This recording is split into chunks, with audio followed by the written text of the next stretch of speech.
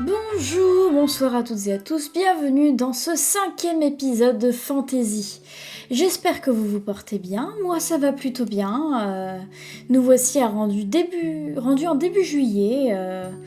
Il fait beau, il a fait chaud en fin juin. Quel enfer, mais quel enfer. Moi qui habite dans le sud, j'ai cru que j'allais cuire, honnêtement, j'ai cru que j'allais cuire. Mais heureusement, j'ai survécu, ou malheureusement ça dépend du point de vue de qui. En tout cas, on se retrouve aujourd'hui pour un nouvel épisode.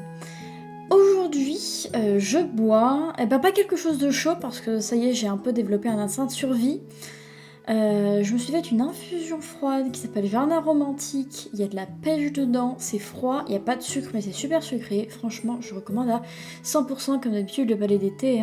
Moi, on change pas une équipe qui gagne. Donc, dans ce 5e épisode, on va parler de 3 ouvrages à nouveau. Je vais essayer de ne pas oublier de vous citer les illustrateurs et les traducteurs des œuvres que j'ai lues, parce que c'est pas bien, je m'étais dit qu'il fallait que je le fasse à chaque fois, et je me rends compte que plusieurs fois je l'ai oublié, donc je vais essayer de réparer ça en n'oubliant pas cette fois. Alors je suis mieux préparée, j'ai prévu mes recherches sur mes onglets, donc je vais pas passer 15 minutes en silence à faire purée mince, il faut que je cherche, etc. Donc ça devrait être un peu plus smooth que la dernière fois. Donc, dans l'ordre, le premier livre que j'ai lu pour cet épisode, c'est De bons présages. Pour ceux qui parlent un peu l'anglais et qui s'y connaissent un peu en traduction, vous aurez compris qu'il s'agit en fait du texte ayant inspiré la série Good Omens, enfin en tout cas le livre a été écrit par Neil Gaiman et Terry Pratchett. J'avoue que moi, cette série, je savais même pas qu'il y avait un bouquin à la base, j'avais entendu dire qu'il y avait Terry Pratchett ou Neil Gaiman à la réalisation de la série, mais les extraits que j'avais vus me donnaient pas trop envie de regarder parce que même si l'univers avait l'air vachement fourni et donc pouvait potentiellement m'intéresser, en fait, j'aimais pas du tout le style visuel en fait. C'est-à-dire que quand t'arrives pas à prendre au sérieux les personnages principaux de la série, tu sais que tu vas pas passer un bon moment. Mais il se trouve que je suis partie d'un club de lecture et c'est ce roman-là qui avait été sélectionné, donc je me suis dit, au moins comme ça me permet de découvrir un peu les auteurs. J'avais déjà lu du Neil Gaiman, et avant que j'aille plus loin, je suis au courant des accusations qui portent sur Neil Gaiman, et même si à l'heure où j'enregistre ce podcast, que je sache aucun jugement n'a été rendu, une accusation mérite quand même qu'on fasse pas trop confiance quoi. Donc, je tiens à dire que moi, quand je tombe face comme ça à un auteur qui est problématique pour des raisons diverses ou variées, mais que j'ai quand même envie de connaître l'œuvre pour des questions de culture, pour de la curiosité, etc. Parce que je pense que ce sera pas la seule œuvre que je lirai de cet auteur. Ma philosophie est simple, faire en sorte qu'il ne gagne pas un seul centime. Donc c'est pour ça que tout ce qui est bibliothèque et en l'occurrence Vinted, bourse aux livres, échanger avec le voisin, la voisine, le copain, la copine, ce sont pour moi les meilleures solutions parce que ils ne gagnent pas d'argent, c'est meilleur pour la planète, donc tant mieux. Donc moi voilà, j'ai trouvé le livre sur Vinted pour vraiment pas cher, donc en plus ça me fait une économie d'argent, franchement moi je dis oui. Donc quoi qu'il en soit, je suis quand même consciente que cette œuvre a été écrite par un auteur qui a potentiellement fait des choses pas terribles. Je vous laisse faire vos recherches à ce sujet parce que c'est pas forcément ce dont j'ai envie de discuter dans cet épisode. Mais en tout cas, prudence et mère de sûreté. J'ai lu donc les versions de poche parce que qu'est-ce que j'aime les livres de poche. Donc je vais vous lire le résumé de bons présages. L'apocalypse aura lieu samedi prochain après le thé. Ainsi en ont décidé d'un accord commun les forces du bien et celles du mal. L'Antéchrist va fêter ses 11 ans. Son éducation a été supervisée par un ange, Aziraphale, et un démon, Rampa, résidant sur Terre depuis l'époque de la première pomme. Mais voilà, suite à un coup du sort, l'enfant a été échangé à la maternité.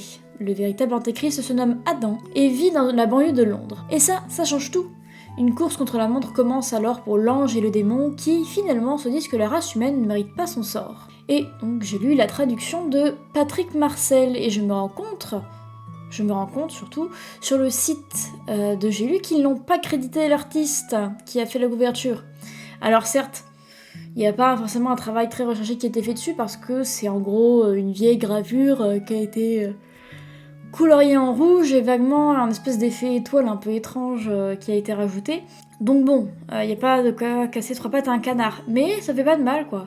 Après, je pense que dans des grandes maisons d'édition comme ça, soit ils réutilisent les couvertures qui ont déjà été faites ailleurs, soit juste il doit avoir une armée, ils doivent peut-être faire appel à un tiers. En tout cas, j'ai pas le nom de l'illustrateur ou de l'illustratrice sous la main. Au moins, on a le traducteur. Une fois de plus, hein, moi j'ai pas du tout lu Enfin, j'ai pas du tout vu la série.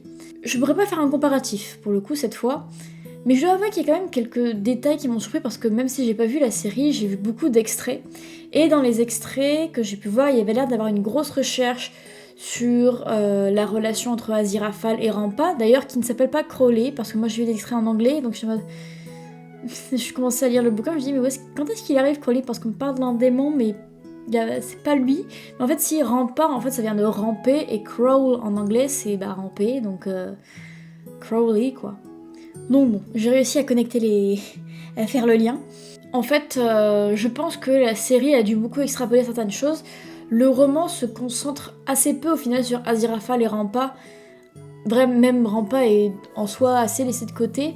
Aziraphale est un peu plus recherché parce qu'il a un peu plus des dilemmes moraux sur le fait d'être un ange et d'avoir l'apocalypse qui arrive. Mais en fait, ça se concentre beaucoup plus sur l'antéchrist, sur Adam. Et... comment dire ? J'avais déjà lu du Neil Gaiman, j'avais lu Neverwhere, si je me souviens bien. Et j'avais beaucoup aimé le roman. Il était un peu sombre, il était un peu... Alors attendez, j'ai l'impression que je dis une bêtise. Oui, c'est ça. J'avais lu Neverwhere, qui était donc de Neil Gaiman. Et de ce que j'ai pu discuter avec les membres de mon club de lecture, en fait, le duo Gaiman-Pratchett, mais c'est un duo assez étrange, parce que d'un côté, on a Terry Pratchett qui a... J'ai jamais lu une de ses œuvres, mais de ce qu'on m'en dit, il est un peu farfelu, il écrit beaucoup de l'absurde, beaucoup dans l'humour étrange et... étrange. Alors que de l'autre côté, Neil Gaiman, il écrit des choses beaucoup plus sombres, beaucoup plus sérieuses. Donc on a ce côté un peu absurde et ce côté sombre qui se rencontrent dans leurs œuvres. Et autant je peux comprendre qu'il y a des gens qui aiment beaucoup, et peut-être qu'en série ça rend bien, mais en fait, dans le bouquin, moi je trouve que... je sais pas, l'alchimie a pas dû fonctionner. J'aurais du mal à pointer exactement ce qui me va pas, parce que c'est vrai que je l'ai pas encore dit, mais je recommande ce bouquin à moitié. Je vais expliquer un peu pourquoi. En fait, je pense que j'apprécie beaucoup l'écriture de Gaiman, ça se rapproche beaucoup plus de ce que moi j'aime et ce que j'ai l'habitude de lire.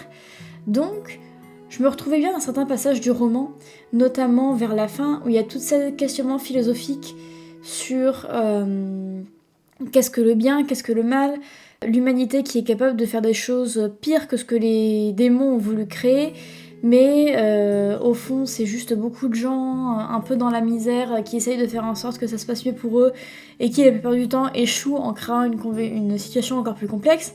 Il y a beaucoup de questions de misère humaine, même si c'est présenté sous forme d'humour.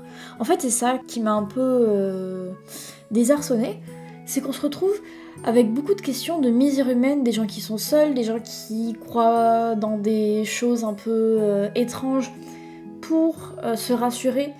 Je pense notamment au chef des Inquisiteurs, qui est un mec complètement illusionné, qui croit à 100% que il va...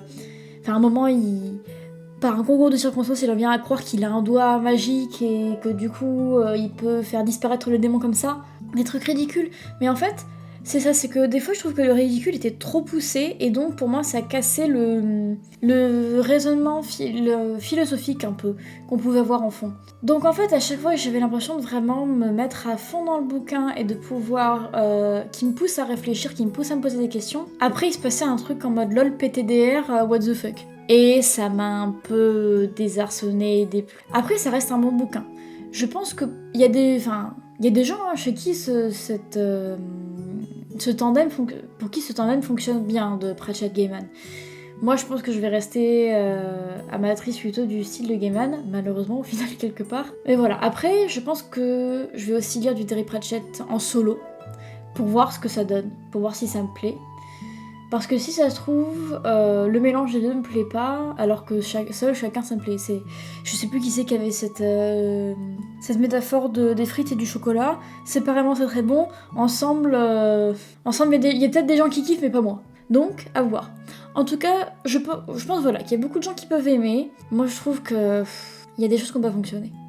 Après, parmi les choses que j'ai beaucoup appréciées dans ma lecture, c'était justement qu'on se concentrait beaucoup sur Adam, qui est donc l'antéchrist, hein, qui possède parfaitement inconsciemment des pouvoirs d'antéchrist, donc absolument surhumains. Il est capable de gérer le temps, et en fait, à partir du moment où l'apocalypse commence, c'est plus ou moins tout ce qu'il dit ou tout ce qu'il croit devient réalité.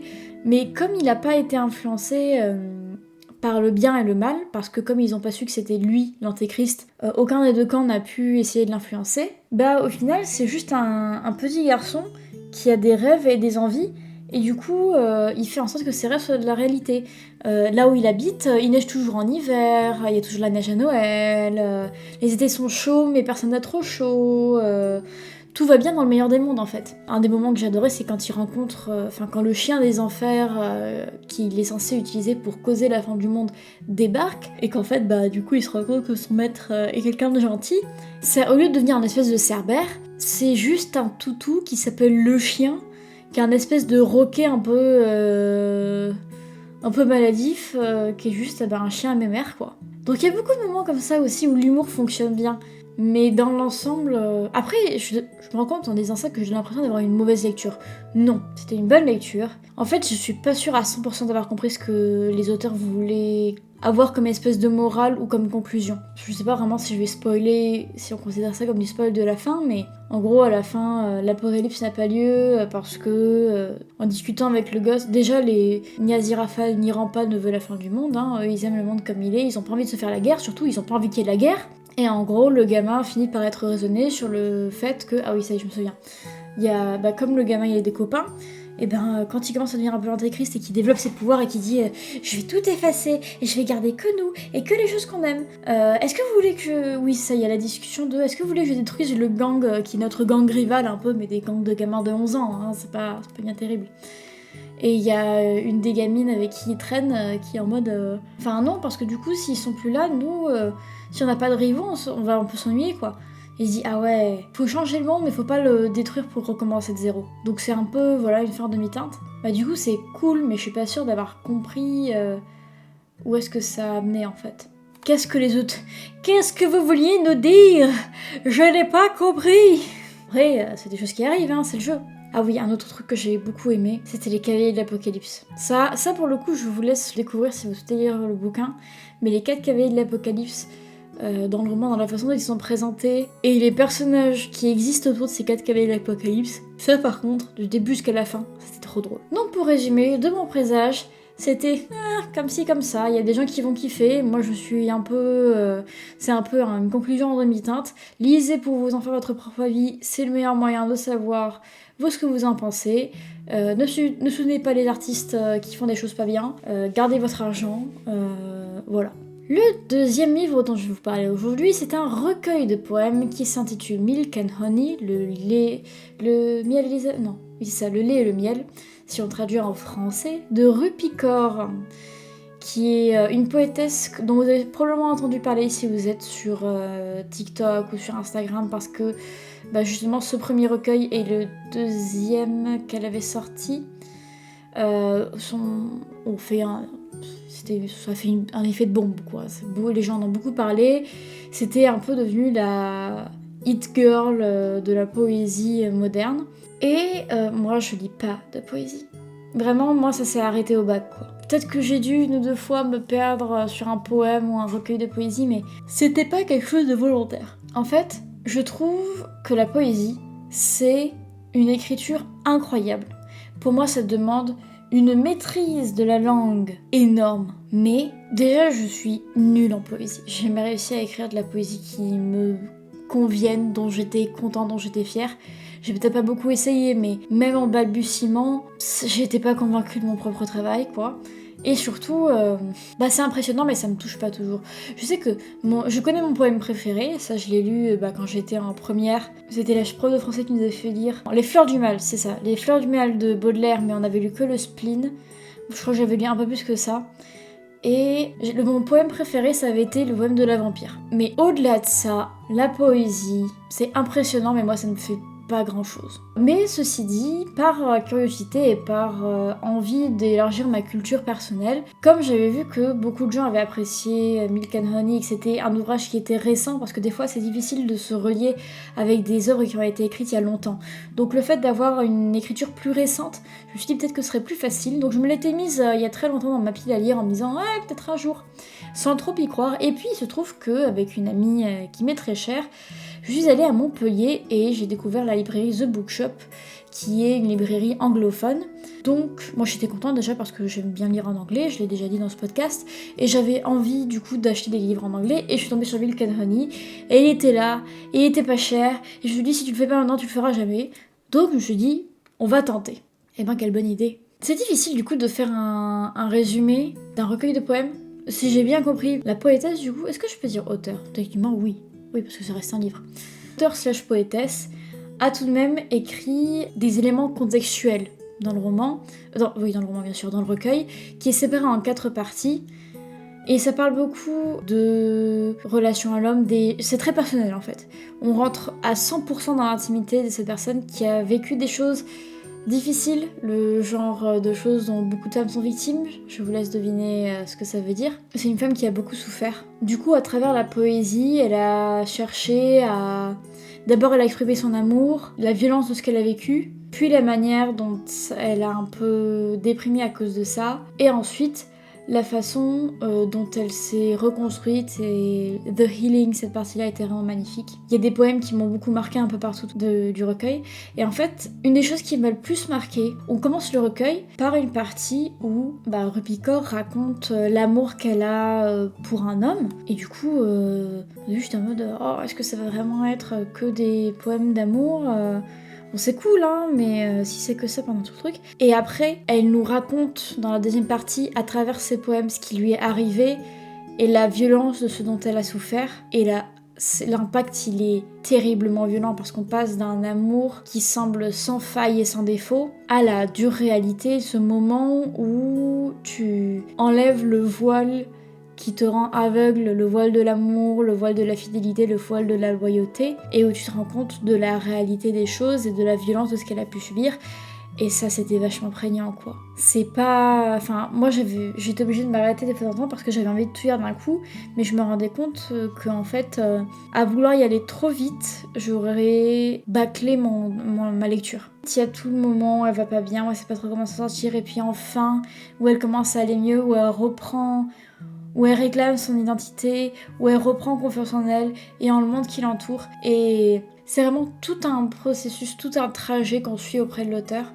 Moi, je l'ai lu en anglais, donc il y avait aussi ça qui... Je pense qu'il faut le lire en anglais parce que même si c'est pas de la poésie dans les règles de l'art comme on peut l'enseigner dans le système scolaire, je pense que c'est une façon dont la poésie a évolué qui mérite d'être lu et entendu. Donc voilà, moi ça m'a beaucoup touchée. Donc je recommande vraiment de lire par contre en anglais. Je sais pas comment c'est en français, mais je pense que ça perdrait quand même une partie de son lyrisme. Là pour le coup je recommande à 100%. J'y suis allée en étant pas trop sûre et en ayant décidé du coup de pas trop avoir des espoirs qui étaient trop hauts. Et puis au final... foncez, franchement foncez. C'est vrai que du coup je l'ai pas dit au tout début, mais il n'y a pas de traduction pour moi vu que je l'ai lu en anglais. Et toutes les illustrations et la couverture ont été faites par Rupi Kaur. Vraiment une femme de multiples talents. Alors, sachant que il me semble qu'elle a écrit tout ça en étant relativement jeune et que je trouve que son style de dessin en plus est vraiment magnifique. Sur un ton pas forcément plus léger mais bien plus mystérieux, je vous propose de vous parler du tome 3 de la saga Blackwater qui s'appelle La Maison. Je vous avais déjà parlé du tome 2 il y a quelques épisodes. Et aujourd'hui, je continue la saga qui vraiment, plus le temps passe, plus je m'accroche, plus j'adore le style. Et bon, vous vous doutez bien, si je continue de lire les bouquins et si j'en parle comme ça dès le début, ça va être une très forte recommandation pour moi.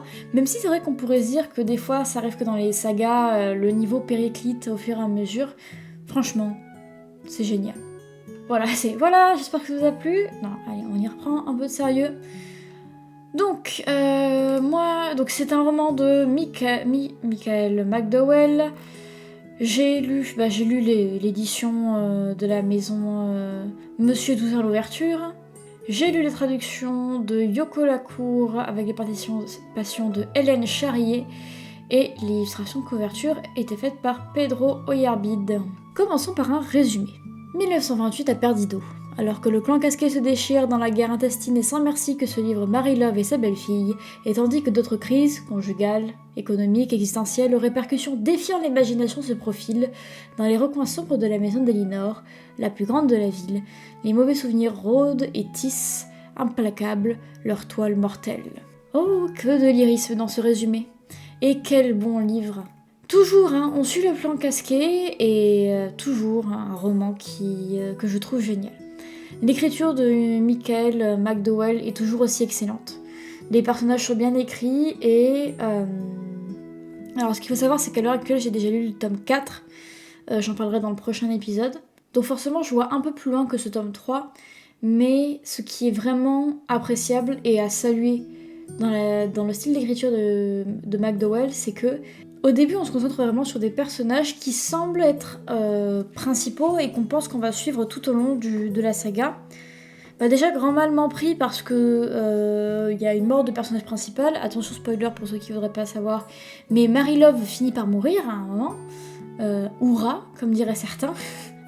Mais en fait, même si certains personnages restent centraux au niveau de l'intrigue, notamment Oscar et Elinor, qui sont, entre guillemets, le couple originel, au final, on s'intéresse au fur et à mesure à leurs enfants, à d'autres membres de la famille qui se rajoutent, etc.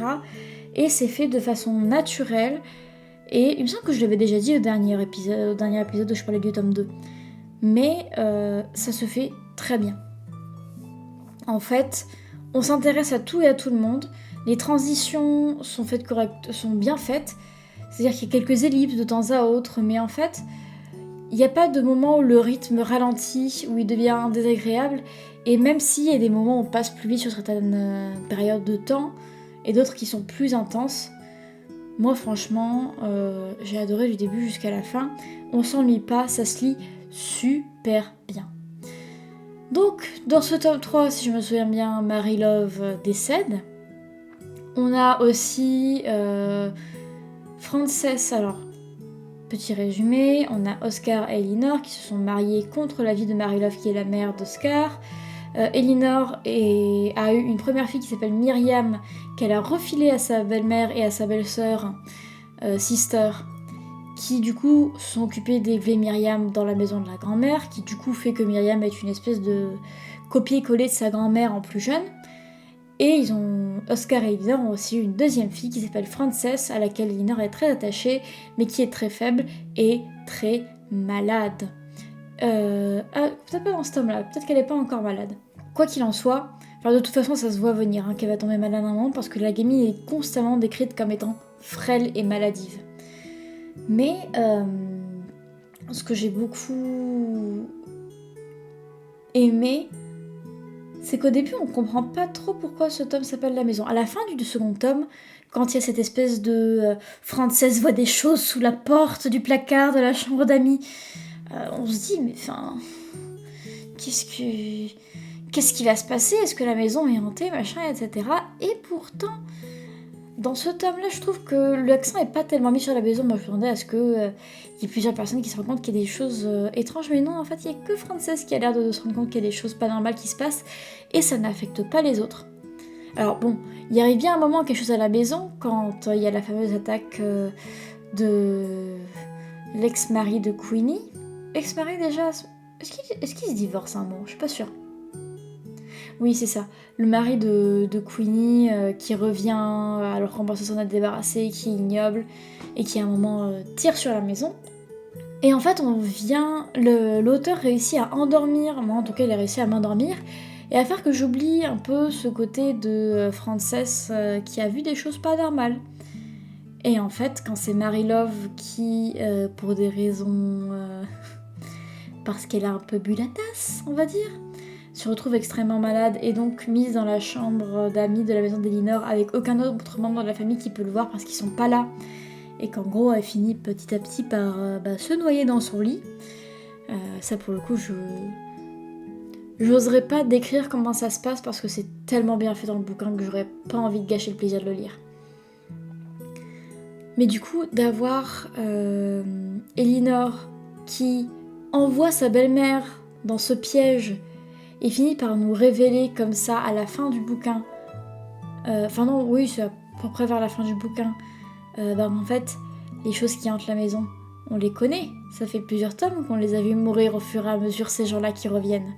Et je trouve qu'il y a toujours un mélange entre le paranormal et des considérations bien plus terre-à-terre. Qu'est-ce qu'on va faire avec l'ex-mari violent, comment essayer de régler les problèmes, la politique de la ville, etc. Je trouve que c'est super bien géré, en fait. C'est du vrai fantastique bien fait. C'est dans un monde normal des éléments anormaux et qui deviennent pas... Enfin, c'est pas du fantastique qui dérive en fantasy, en fait. On n'est pas plongé dans un univers où au début c'est anormal et puis au final, bon, ça va, on s'y fait. Non, ça reste anormal, il reste à y avoir des gens qui se posent des questions, mais il y a aussi cette espèce d'omerta autour de ce qui se passe chez les casquets qui fait que ça fonctionne juste super bien, en fait. Donc vraiment, Blackwater, pour moi, c'est une saga à lire. Le style est maîtrisé, c'est prenant, c'est intéressant. Et c'est vrai que sur les deux derniers bouquins, j'ai beaucoup parlé de est-ce que les livres font beaucoup réfléchir, etc. machin. Moi, ça me fait réfléchir en tant qu'auteur à la construction du roman. En termes philosophiques, je sais pas si ça fait beaucoup réfléchir, mais on n'est pas obligé de philosopher à chaque lecture de bouquin. Mais j'avoue que par exemple, sur De bons présages, quand c'est une question de fin du monde, de bien et de mal, ne pas se poser de questions philosophiques quand on parle de bien et de mal et de destin de l'humanité, je trouve ça un peu dommage. Là, on n'est pas forcément sur des considérations philosophiques, mais on s'intéresse plus en fait à l'humanité, je dirais, des personnages, à leur psychologie, à ce qui les rend faillibles, ce qui les rend attachants, même si des fois ils font des choses terribles, ce qui les rend humains au final, et ce qui nous, en tant qu'humains, nous lie à ces personnages. D'ailleurs, il y a quelque chose que je viens de remarquer, c'est que de façon un peu drôle, je dirais, pour un roman qui a été écrit quand même en quelle année ? C'est Michel McDowell, il est mort en 99, hein. Donc on parle quand même bien du siècle dernier. Il y a beaucoup de rôles féminins forts et principaux. C'est les femmes qui dominent. Et j'ai pas le sentiment, peut-être que je suis un peu... je m'illusionne là-dessus, mais j'ai pas le sentiment que ce soit décrit comme quelque chose de mal. J'ai pas le sentiment que... on considère que tous les problèmes de la famille casquée arrivent parce que c'est les femmes qui dirigent. Alors oui, Mary Love, la matriarche complètement accrochée à son fils, est parfaitement détestable. Peut-être considérée comme un mauvais exemple de femme en leadership, mais les autres femmes qui se débrouillent dans leur vie, franchement, elles sont attachantes et elles sont pas, pour moi, décrites de façon péjorative. Après, peut-être que je me trompe, peut-être que parmi vous, il y en aura qui seront pas d'accord avec ce que je dis, et je serais ravie d'en débattre parce que, après tout, je peux me tromper, hein. Mais, franchement, moi je trouve ça... J'adore ce roman, j'ai adoré ce roman, j'ai adoré le tome 4 dont je parlerai au prochain épisode, et j'ai hâte de lire et de finir cette saga. Là, pour le coup, on est... Troisième tome, c'est la milieu de la saga, il y en a 6. Moi, j'en ai lu 4. Et franchement, je suis toujours pas sûre de comprendre comment va se finir la saga, en fait. Je vois pas ce que l'auteur veut faire comme fin. Donc c'est génial. Moi, j'adore pas savoir ce qui va se passer. J'adore quand je sais ce qui va se passer. J'adore quand je sais pas ce qui va se passer. Moi, j'adore lire. Lisez, c'est important. Eh bien, il me semble que... j'ai fait le tour des 3 romans, j'espère ne rien avoir oublié cette fois-ci, ou au moins un peu moins d'habitude. Il est temps de vous faire déjà part de mes prochaines lectures. Pour le prochain épisode, j'ai lu Le roi au cœur de pierre de Missa Miliko, j'espère que je dis pas mal son nom de famille, qui est une auteure que j'ai rencontrée comment ça s'appelle ? À la Comédie du Livre, à Montpellier. Le tome 4 du coup de Blackwater, et je suis en train de commencer Tresse de la mer émeraude, mon premier roman du Cosmere de Brandon Sanderson. Bon, j'ai lu un chapitre, mais j'ai hâte de voir ce que ça va donner. Mais je ne vais pas vous laisser partir aussi vite, j'ai quand même quelques updates de mon travail d'auteur à vous donner. Je ne sais plus si je vous avais déjà dit au dernier épisode que j'avais envoyé mon manuscrit et que j'attends depuis des retours d'éditeurs. Je sais que ça dure longtemps, hein, franchement. Si j'ai une réponse dans l'été, je sais que j'aurai de la chance. Parce que les éditeurs aussi ont le droit de prendre des vacances ou d'être juste très occupés. Sinon, je me suis lancé un défi de finir d'écrire un roman dans l'été parce que j'ai envie de participer à un concours. C'est pas gagné, on verra bien ce que ça donne. N'hésitez pas d'ailleurs à ce sujet pour avoir des updates plus fréquentes à me suivre sur les réseaux. J'ai TikTok, j'ai Instagram et c'est déjà pas mal. Je suis sur Spotify aussi. Vous cherchez... Pour TikTok et Instagram, Salomé Martin auteur. Pour Spotify, cherchez juste Fantasy. Et sur YouTube aussi, Salomé Martin auteur et Fantasy, les deux ça fonctionne. N'hésitez pas à me suivre, c'est là que vous aurez le plus d'updates. À savoir qu'en plus, j'en parle pas encore ça sur les réseaux, c'est une exclue du podcast pour l'instant. Je travaille pour l'instant sur un projet. Comment dire ? J'ai une idée et un projet. Une idée, je sais pas si je la pousserai jusqu'au bout parce que ça demande quand même beaucoup de boulot et je sais pas si je possède encore le talent et la capacité de mener ce travail-là à bien. En tout cas, le projet, je suis en train d'y travailler. C'est une collaboration avec une artiste que je connais bien et que j'aime beaucoup. Donc j'ai très hâte de pouvoir parler, mais comme le projet n'a pas encore été révélé au grand public, chut, je ne dirai pas plus. Oui, j'adore teaser des gens et ne rien dire. Pas de date prévue pour l'instant. En même temps, l'été, c'est difficile de faire des conventions. Et cette année, j'ai fait le choix de ralentir un peu. Mais qui sait, peut-être qu'à la rentrée, je remettrai un peu les bouchées doubles. On verra bien. En tout cas, pour l'instant, c'est l'été, je suis en vacances, je vais lire et je vais écrire. Et ça c'est vachement bien. Prenez soin de vous, moi j'ai fini mon thé, mon infusion, c'était super bon. En tout cas, j'espère que vous avez apprécié ce podcast. N'hésitez pas à me donner votre avis en commentaire. On se retrouve bientôt pour un prochain épisode. Pensez à lire, c'est bon pour le cerveau. Restez à l'ombre, restez au frais, buvez de l'eau, mettez de la crème solaire, prenez soin de vous. Et on se dit à très bientôt.